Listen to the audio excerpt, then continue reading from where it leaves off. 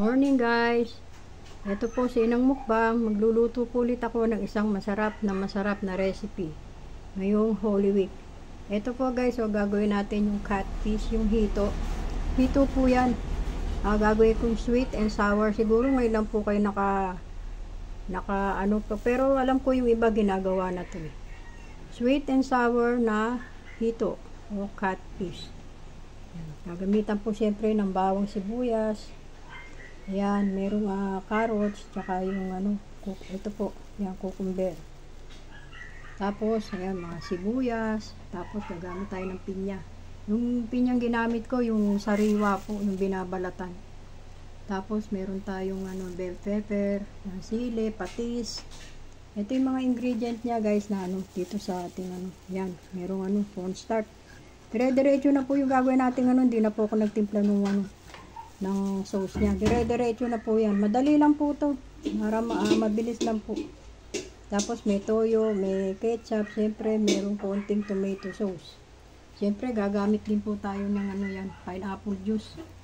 Yan. Ibababad ko sa pineapple juice tong catfish. Bababad natin konti. Tapos, itong paminta, saka bechin, yan, mga yung niya, seasoning. Ayan po, lalagyan natin ng yung sesame oil at saka itong ayan po, wala akong anong flavor na ito na lang po lalagay ko yung liquid original seasoning. Ayan po, lalagyan natin yan. Ayan. Balik tayo guys. Ito ibababad natin ng konti yung ating catfish, yung hito. Ikuha natin siya sa konting asin. Yan, lagyan natin ng konting asin, konti lang kasi baka umalat. Tapos, lalagyan natin siya ng seasoning. Seasoning guys, ayan. Ayan seasoning. Ayan natin. Tapos, ito guys. Kasi isang kamay lang po yung ko, hawak ko yung ayan, yung paminta, ito. Ayan na natin. Ayan. Ayan guys, medyo lamas-lamas lang yan guys, yan. Ganyan lang po, lamas-lamas lang. Para yan, ganyan. Kunting lamas-lamas lang. Tapos, guys, papatakan ko siya nito. Kung itong pineapple juice, ibababad ko siya. Para mas masarap. Yan. Para mas masarap.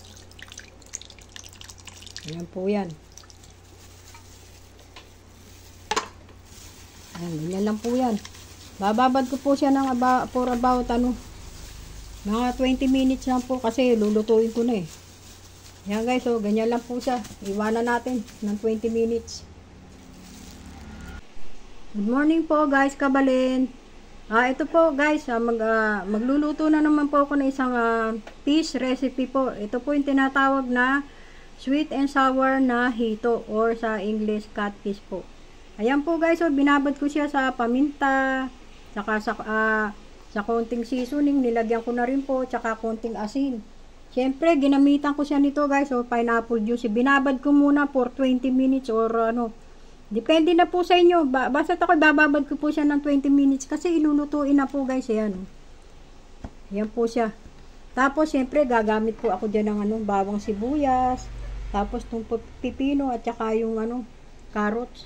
Yan, meron siyang tomato sauce, tsaka ketchup, toyo, at saka yung ayan, cornstarch. Tapos meron po siyang patis. Meron daw na sibuyas. Optional po kung gusto nyo lagyan ng pampaanghang. Yan yung sili, may asin. Konting asin lang po. Tapos bell pepper. And of course, gagamit po ako ng pinya. Sariwa po tong pinya na to guys. Kasi marami po kaming pinya na yung binabalatan lang. Medyo makatipid. Yan na lang po nilagay ko. Chinap-chap ko na lang po ng paganyan. Tapos guys, meron siya siyempre. Gagamit ako ng pork sabor. Ayun, isang crushed chili. Depende po kung gusto nyo ilagyan ito. Or mamaya makikita nyo guys kung ano po ilalagay ko sa dalawa sa maanghang na yan. Tapos, meron po siyang gagamit po ako ng liquid seasoning at saka itong sesame oil. Siyempre, may paminta yan. Yung mawawala. Saka yung, of course, yung mantika na gagamitin natin. Ayan guys, tara.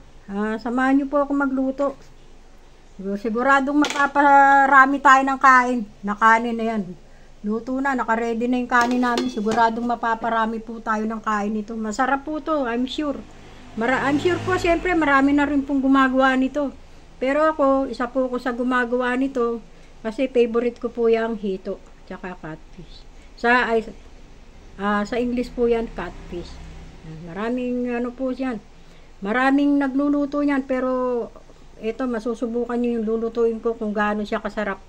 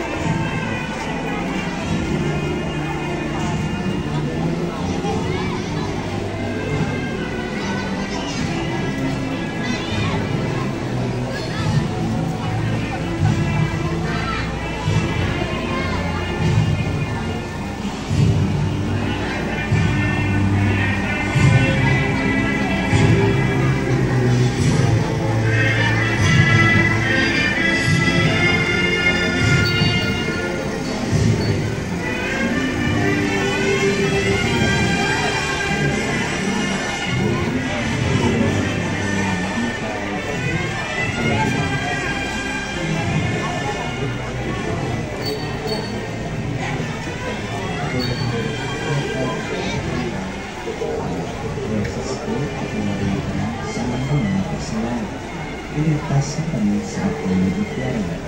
Paghinag sa mga pinahatukan nila, lalo-lalo na ang mga gawin ng tulong at awat. At ang isang isang puso ng Jesus, iligtas sa kami. Pagkalooban po ng kapayapaan ng buong buong. Lalo-lalo